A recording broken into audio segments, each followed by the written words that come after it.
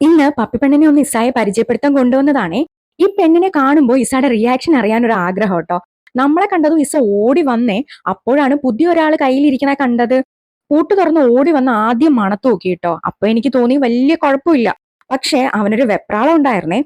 സാധാരണ നമ്മുടെ പപ്പിപ്പെണ്ണ് ഭയങ്കര ആക്റ്റീവ് ആണേ. ഞാൻ കരുതി അവള് കുറയ്ക്കുമെന്ന് ഇവനെ കണ്ടിട്ട്. എന്നാൽ രണ്ടുപേരും ആദ്യം വളരെ സൈലന്റ് ആയിരുന്നേ.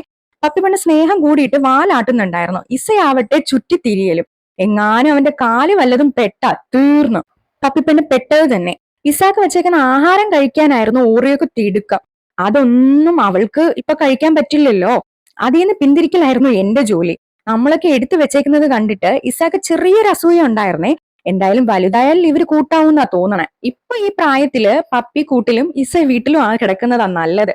പപ്പി പെണ്ണ് ഞങ്ങളുടെ കൂടെയാട്ടോ. കാരണം കുടുംബ വീട്ടിലാണേ. കുഞ്ഞായതുകൊണ്ട് ബെറ്റർ ഓപ്ഷൻ അതാണെന്ന് തോന്നി. പിന്നെ അധിക നേരം നിർത്തിയില്ലാട്ടെ ഇക്ക അവളെ വീട്ടിൽ കൊണ്ടുപോയെ പാത്തൂനെയും കൊണ്ട്. സത്യം പറഞ്ഞാ അവളെ കൊണ്ടുവന്നത് ദാ ആ കാണുന്ന പച്ച ബക്കറ്റിലാണ്. ആ ബക്കറ്റാട്ടോ മതിലിരിക്കുന്നത്. വേറെ വഴിയൊന്നും കണ്ടില്ലേ കൊണ്ടുവരാൻ. അപ്പൊ ഇത്രയേ ഉള്ളൂ കേട്ടോ. ബായ്.